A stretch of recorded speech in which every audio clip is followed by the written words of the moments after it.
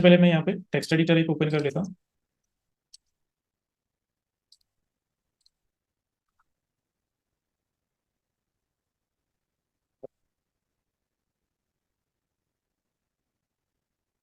Okay, ठीक है। तो यहाँ पे हम बात करते हैं यम की। यम का मतलब होता है yellow dot updater modifier. Okay, अब ये क्या है, ये एक नया पैकेज मैनेजमेंट सिस्टम है। इसकी हेल्प से आप क्या कर सकते हैं, आप उन पैकेजेस को भी इंस्टॉल कर सकते हैं जिनके लिए कोई डिपेंडेंसी होती है, जो किसी दूसरे पैकेज पे डिपेंड करते हैं। ठीक है। तो अब यम के लिए आपको क्या करना पड़ता है, यम के लिए आपको रेपोजिटरी क्रिएट करनी पड़ती है। रेपोजिटरी क्या होती है, रेपोजिटरी आप समझ सकते हैं जैसे कि एक डेटाबेस होता है, या फिर आप उसको किसी बुक के टेबल ऑफ कंटेंट्स पेज, जो कि स्टार्टिंग में होता है, जिसमें ये इन्फॉर्मेशन होती है कि कौन सा चैप्टर कहाँ से स्टार्ट हो रहा है, कौन सा टॉपिक कहाँ पे है। ठीक है। तो सेम उसी तरीके से क्या होता है, आपके यम के अंदर भी एक रेपोजिटरी बनती है जहाँ पे पैकेजेस की लोकेशन होती है। ठीक है। अब वो जो रेपोजिटरी है आपकी, उसकी लोकेशन होती है /etc/yum.repos.d।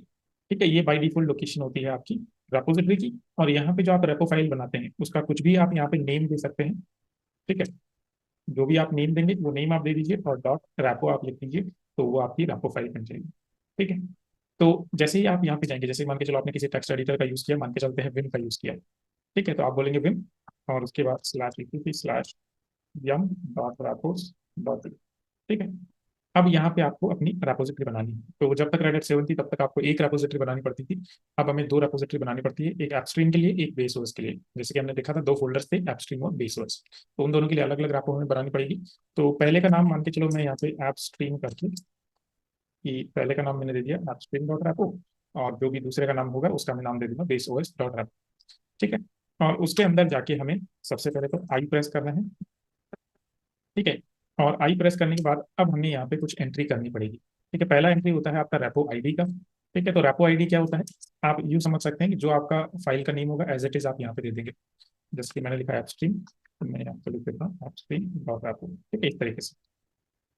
ठीक है। और उसके बाद आप यहाँ पे कुछ चीज़ें देंगे, जैसे कि आप अपनी रेपो का नेम दे सकते हैं। ठीक है, आप यहाँ पे यूआरएल दे सकते हैं कि जहाँ पे आपके पैकेजेस की लोकेशन है। उसके बाद आप यहाँ पे दे सकते हैं कि आपको रैपो को इनेबल करना है कि नहीं करना है। ठीक है, तो अगर इनेबल करना है तो 1, नहीं करना है तो 0। ठीक है। उसके बाद आप यहाँ पे जीपीजी चेक दे सकते हैं। याद है वो सिग्नेचर, जैसे अभी हमने आरपीएम में एक की इंपोर्ट करी थी, तो वो की ऑलरेडी हमारे सिस्टम में इंपोर्ट हो गई है। तो अब तो हमें दिक्कत नहीं होगी। लेकिन अगर आप डायरेक्टली यम यूज कर रहे हैं या डीएनएफ यूज कर रहे हैं, तो उस केस में क्या होगा कि आपको जीपीजी चेक को इनेबल करने के लिए 1 करना पड़ेगा, और डिसेबल रखना है तो 0 करना पड़ेगा। 0 के केस में वो चेक नहीं करेगा, 1 के केस में वो चेक करेगा। ठीक है। तो अगर इन केस अगर आप इसको 1 रखते हैं, जो कि रखना भी चाहिए, क्योंकि हमें पैकेजेस का वेरीफाई करना होता है कि पैकेज ऑथेंटिक है या नहीं। ठीक है।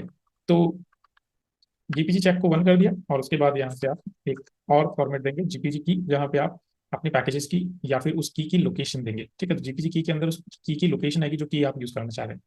ठीक है। तो चलिए मैं आपको प्रैक्टिकली ये करके दिखा देता हूँ कि कैसे आप एपस्ट्रीम रैपो बनाएंगे, कैसे आप बेस सोर्स रैपो बनाएंगे। उससे पहले जाके हम क्या करते हैं, यहाँ पे जो बाई डिफॉल्ट कुछ रैपोज अवेलेबल हैं, उनको वहाँ से कहीं और पे रख देते हैं। ठीक है, किसी दूसरे लोकेशन पे हम वहाँ पे भेज देंगे। तो मैं यहाँ क्या करता हूँ, सबसे पहले ls/etc/yum.repos.d। ठीक है, और उसके बाद मैं यहाँ पे चेक करता हूँ, तो यहाँ पे एक रैपो भी बनी हुई है, रेडट डॉट रैपो। ठीक है, तो मैं इस रेडट डॉट रैपो को किसी दूसरे लोकेशन पर भेज देता हूँ। तो सबसे पहले तो मैं जहाँ पे मेरी रेपोजिटरी मुझे बनानी है, मैं उस लोकेशन पे चला जाता हूँ, और उसके बाद यहाँ से मूव कमेंट चला देता हूँ कि मूव रेडट डॉट रैपो, और इसको मैं मान के चलो एमएनटी के अंदर भेज देता हूँ, या फिर इसको हम ऑप्शनल के अंदर भेज देते हैं। ठीक है, ये हो गया। तो अभी हमारे पास यहाँ पे कुछ भी नहीं बचेगा, ब्लैंक है। चलिए अब नई क्रिएट करते हैं। तो मैं यहाँ पे विम का यूज कर लेता हूँ, विम और एप्स डॉट रैपो। ठीक है, ये मैंने किया। तो सबसे पहले तो आई प्रेस करके इंसर्ट में चला जाऊंगा, और उसके बाद मैं यहाँ से सबसे पहले रैपो आईडी देता हूँ, जो कि है एप्स डॉट रैपो। ठीक है। उसके बाद यहाँ पे आपको क्या करना है, यहाँ से आप नेम दे सकते हैं। तो मान के चलिए नेम मैं मेरी रैपो को दे रहा हूँ, रेल 9 एप्स्ट्रीम रैपो। ठीक है, ऐसे नाम दे दिया मैंने इसको। बेस यूआरएल, तो बेस यूआरएल आपके पैकेज की लोकेशन होती है। तो मान के चलो मैंने पैकेज की लोकेशन आपका यहाँ पे दे दिया कि अभी जैसे मान के चलो /mnt के अंदर आपका एप्स्ट्रीम वाला फोल्डर है, राइट। जहाँ पे आपके पैकेजेस अवेलेबल हैं। ठीक है, तो यही पे मैं एक प्रोटोकॉल यूज कर लेता हूँ। जैसे नॉर्मली अगर आप ऑनलाइन रैपो बनाएंगे तो आप यूज करेंगे HTTP:/, राइट। तो यहाँ पे मैं ऑनलाइन में जाके ऑफलाइन रैपो पे जा रहा हूँ, तो यहाँ पे हो जाएगा file:/, ठीक है। और 9 में तो अगर आप ये डायरेक्ट MNT भी देंगे, /MNT से भी करेंगे तो भी चलेगा। उसके बाद इस रैपो को इनेबल करना है, तो आप लिखेंगे इनेबल इक्वल्स टू 1, और जीपीजी की को चेक करना है, तो जीपीजी चेक इक्वल्स टू 1, और जीपीजी की का लोकेशन हमें देना है, तो जीपीजी की इक्वल्स टू, आप दे सकते हैं file:/, और /MNT के अंदर जो भी आपकी की का नेम है, तो मैं पेस्ट कर देता हूँ, क्योंकि पहले से कॉपी नहीं है यहाँ पे। तो नई टैब में जाके ls/MNT करके हम नेम कॉपी कर लेते हैं, कॉपी पेस्ट, ठीक है। ये हो गया स्केप कॉलन लाइटनिंग। एक तो हमारी बन गई अपस्ट्रीम वाली, दूसरा हमें बेस सोर्स की जरूरत है, तो मैं इसी को कॉपी कर लेता हूँ कि कॉपी अपस्ट्रीम रेपो को बेस ओएस डॉट रैपो, ठीक है, ताकि हमारे पास दो फाइल्स अब होगी। अब उसको मैं एडिट कर दूंगा, जहां जहां पे अपस्ट्रीम था उसमें उसमें बेस ओएस कर दूंगा, ठीक है। तो Vim base OS dot rapport, तो सबसे पहले तो ये नाम चेंज कर देता हूँ मैं रेपो आईडी का, बेस ओएस डॉट रैपो, और यहाँ से भी नेम चेंज कर देते हैं बेस ओएस, और यहाँ से भी हम चेंज कर देते हैं, ठीक है। स्केप किया, बाकी सब कुछ सेम ही रहेगा, column right and click address किया, तो ये हमारी दो रैपोज यहाँ पे रेडी हो गई। अब मैं पुरानी सारी रैपोज को मैं क्लियर कर देता हूँ, तो उसके लिए आप कमेंट चलाएंगे यम क्लीन ऑल, पुरानी सब रेपोजिटरीज यहाँ से क्लियर हो गई, हो गई, ओके। अब हम क्या करते हैं, मैं करता हूँ यम रैपो लिस्ट, ठीक है। सबसे पहले तो यही कमेंट देता हूँ यम रैपो लिस्ट, और देखता हूँ कि कौन कौन सी रेपोजिटरीज इनेबल है, ठीक है। तो यहाँ पे हमारे पास दो रेपोजिटरीज अवेलेबल हैं, जो कि है एपस्ट्रीम डॉट रैपो और बेसोर्स डॉट रैपो, ठीक है। तो मैं इन दोनों को इनेबल कर लेता हूँ, तो मैं कहता हूँ यम रैपो लिस्ट ऑल, ठीक है। तो ये सारे पैकेजेस को ले लेंगे यहाँ पे, ओके। यहाँ से हमें कुछ एरर यहाँ पे मिला है, देखिए कुछ रेपोजिटरीज हैं, ये दोनों तो हो गई हैं। अच्छा, एक चेक करते हैं बस ये, ओके। एक और रेडर डॉट रेपो यहाँ पे है अभी भी,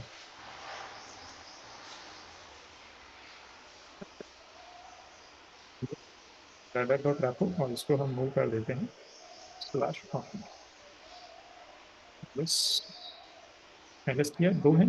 तो अब हम करते हैं यम रैपो लिस्ट, और ये देते हैं एपस्ट्रीम डॉट रैपो,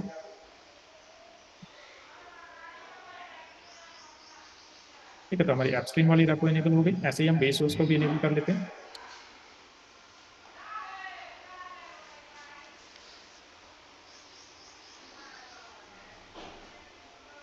ठीक है।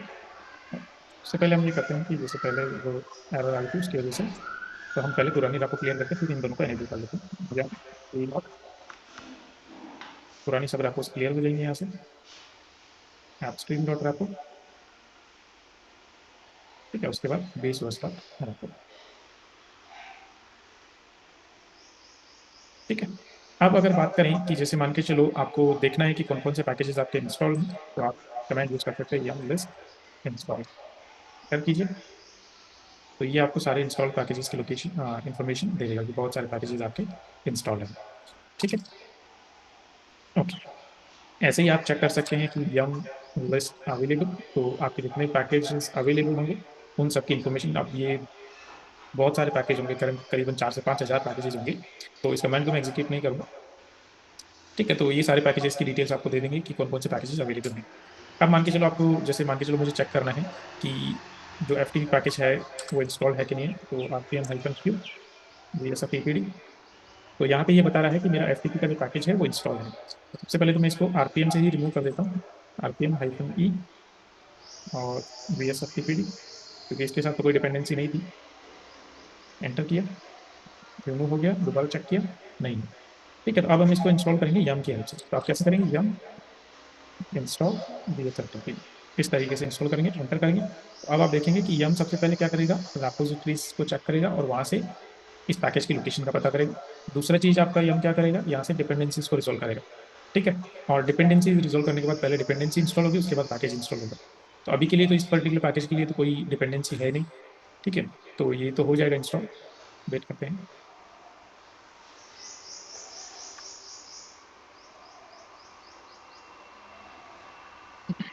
ठीक है, तो यहाँ से देख सकते हैं कि इसने डिपेंडेंसीज को रिजोल्व किया और उसके बाद ये बोल रहा है कि ये वाला पैकेज इंस्टॉल होगा। ये इस पैकेज की साइज है, इंस्टॉल होने के बाद इतना साइज हो जाएगा। तो क्या ये आपके लिए सही है? आप कंटिन्यू करना चाहते हैं तो मैं कहूँगा यस। अब जब भी आप कोई पैकेज यहाँ पे इंस्टॉल करेंगे तो आपको इसी तरीके से यस और नो पूछेगा। जैसे आपको कुछ भी पैकेज इंस्टॉल करना है, रिमूव करना है, तो हर बार ये यस या नो पूछेगा।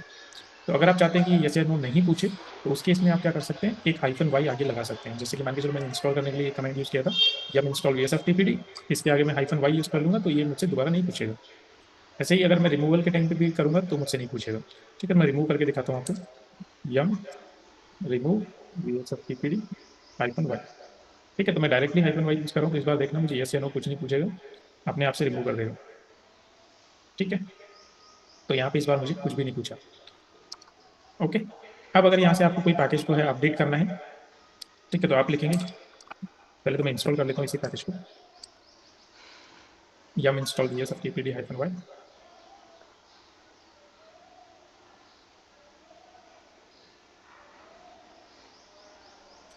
ओके। और अगर मैं करता हूँ यहाँ पे यम अपडेट VSFTPD, अगर ये मैं करता हूँ और हाइफन वाई करता हूँ तो देखिए क्या होता है। ठीक है, तो ये बता रहा है कि डिपेंडेंसी रिजोल्व हुई, लेकिन करने के लिए कुछ नहीं है। क्यों? क्योंकि ये पैकेज ऑलरेडी इंस्टॉल्ड है। ठीक है, ये पर्टिकुलर पैकेज ऑलरेडी इंस्टॉल है। ओके, तो इसलिए अपडेट नहीं हुआ है। उसके बाद अगर आपको क्या करना है, इस पैकेज को रिमूव करना हो गया। अगर आपको ये देखना है कि जो पैकेजेस थे आपके, ठीक है, उन पे क्या क्या टास्क हुए, यम की वजह से क्या क्या हुआ, तो आप यहाँ पे यम हिस्ट्री कमेंट का यूज कर सकते हैं। ये आपको सारे टास्क की इन्फॉर्मेशन दे देगा कि यम की हेल्प से क्या क्या टास्क किया गया है। ठीक है, जैसे कोई पैकेज इंस्टॉल किया गया, रिमूव किया गया। ठीक है, तो इसको आप अंडू और रीडू भी कर सकते हैं इस आईडी का यूज करके। जैसे कि मान के चलो अभी मैंने पैकेज को इंस्टॉल किया, राइट, तो अगर मुझे इसको रिमूव करना है तो मैं इस वाली प्रोसेस को अंडू कर सकता हूँ। कैसे? मैं कह सकता हूँ यम हिस्ट्री। ओके, उससे पहले मैं आपको डिटेल देखना बता देता हूँ कि कैसे आप इसकी डिटेल देख सकते हैं। तो ये तो इन्फॉर्मेशन होगी, लेकिन अगर आपको और भी डिटेल में इन्फॉर्मेशन चाहिए तो आप क्या कर सकते हैं, यम हिस्ट्री इन्फो, और यहाँ से आईडी दे दो कि आईडी नंबर 4 है। ठीक है, ये आईडी नंबर 4 है जिसकी इन्फॉर्मेशन आपको चाहिए। एंटर कीजिए तो ये डिटेल में आपको सारी इन्फॉर्मेशन इसके बारे में देगा। ठीक है, तो इस तरीके से आपको डिटेल इन्फॉर्मेशन मिलेगी कि कब शुरू हुआ, ठीक है, क्या डेटाबेस आईडी थी, एंड कब हुआ, कौन यूजर था, ठीक है, सक्सेस हुआ कि फेल हुआ, क्या कमांड एग्जीक्यूट करी गई थी, कौन सा पैकेज मॉडिफाई हुआ था, वो सारी इन्फॉर्मेशन आपको मिल जाएगी, और कौन सी रैपो में से हुआ वो सारी इन्फॉर्मेशन भी आपको यहाँ पे मिल जाएगी। ठीक है, अब मान के चलो इसको अंडू करना है, तो जैसे कि मान के चलो मैंने चेक किया यहाँ से। ठीक है, तो मुझे पता चला कि किसी ने ये पैकेज इंस्टॉल किया है। अब इसको मुझे रिमूव करना है तो मैं सिंपली इसको अंडू कर सकता हूँ। ठीक है, तो ये मैं क्या करूँगा, यम हिस्ट्री अंडू और नंबर 4, ये करके मैं हाइफन वाई भी दे देता हूँ ताकि मुझसे यस और नो नहीं पूछेगा। ठीक है, तो इस तरीके से मैं उसको अंडू कर सकता हूँ। ऐसे ही मैं रीडू कमेंट दूंगा तो वही टास्क रिपीट हो जाएगा। ठीक है, जैसे मान के चलो मैंने पढ़ा हिस्ट्री, सॉरी, हिस्ट्री। ओके, और एंटर किया। ठीक है, तो यहाँ पे क्या होगा कि जैसे मान के चलो ये वाला टास्क है मुझे दोबारा से करना है। ठीक है, तो मैं क्या कर सकता हूँ, यम हिस्ट्री रीडू और आईडी नंबर 4 और हाइफन वाई। ठीक है, तो यही टास्क रिपीट हो जाएगा, 4 नंबर वाला, मतलब पेज वापस से इंस्टॉल हो जाएगा। तो पहले तो यहाँ पे देखो पैकेज रिमूव हुआ था और अभी ये इंस्टॉल हो जाएगा। यहाँ पे आप देख सकते हैं ये पैकेज इंस्टॉल हो गया। इस तरीके से आप यम का यूज़ कर सकते हैं।